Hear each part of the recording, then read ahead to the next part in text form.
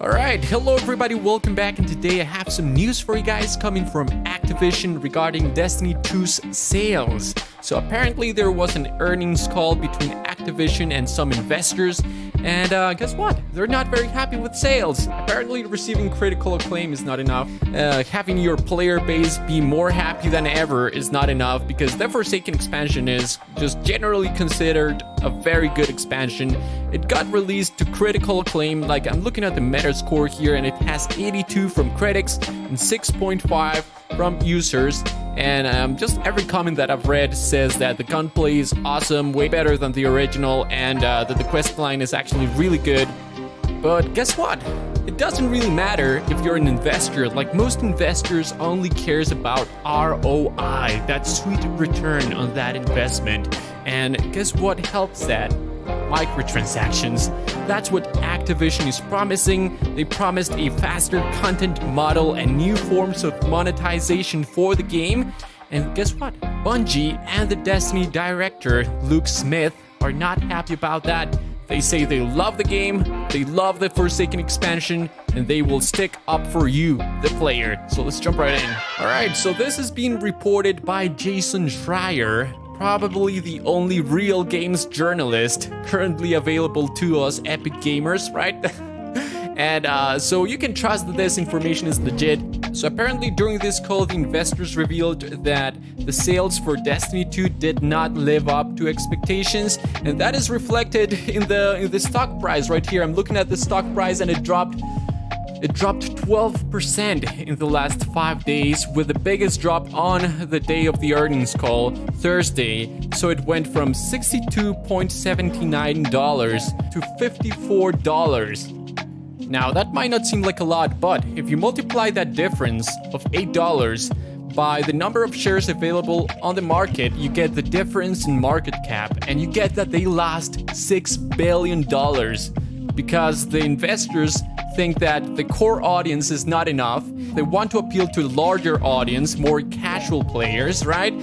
And they want to monetize the game even further with, I'm guessing, microtransactions and games as a service type of content, possibly a focus on more casual players. We know that the Forsaken content has been very grindy, and a lot of core players really enjoy that. But let's admit it, the number of people who enjoy it are not that many compared to the larger casual player base, right?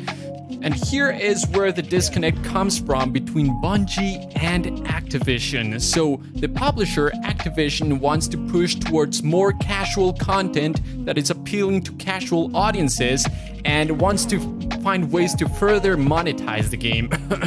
You know what I mean? On the other hand, Bungie and the game director says, heck no, dude, we know that a lot of our core players are happy with this, and we are gonna stand by our content and by our design decisions, and we want to make more things like this.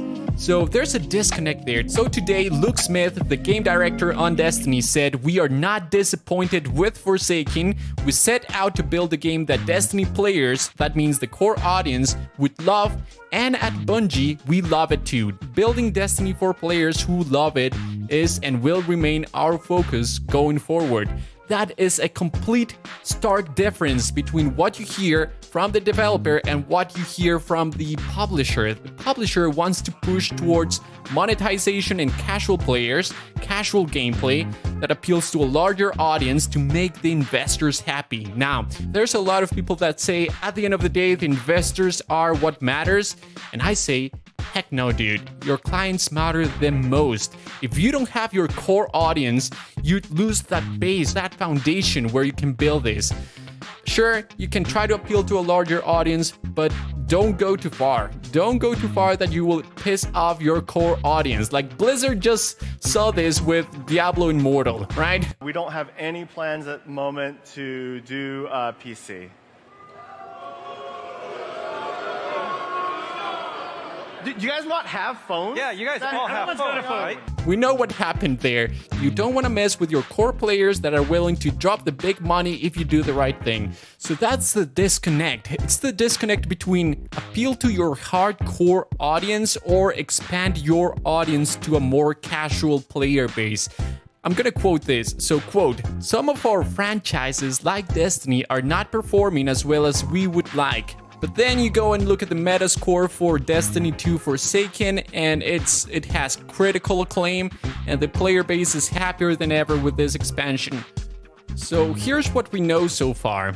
Destiny 2, the base game that appealed to more casual players, got a user score of 3.5 on Metacritic. On the other hand, Destiny 2 Forsaken, user score 6.0.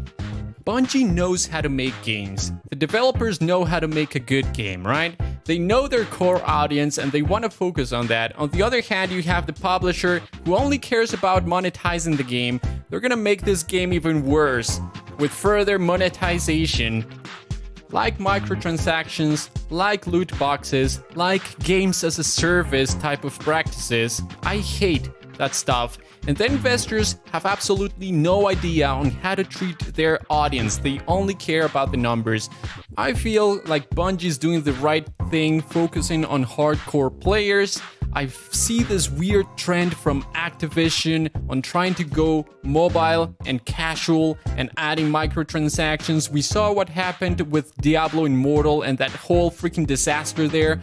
So I say good for Bungie for standing up against the publisher and saying, you know what, I think we're gonna focus on our clients. Thank you very much. And this doesn't mean that they don't have to care about the investors and what the publisher wants. Obviously, this is a business relationship, so best case scenario is that both the publisher and the developer are happy. But I feel like this idea of, you know, screwing over your core audience in favor of a short-term return is just ill-advised. I just don't see how someone can see this game and say, you know what, the best way to save this is by further monetizing the game.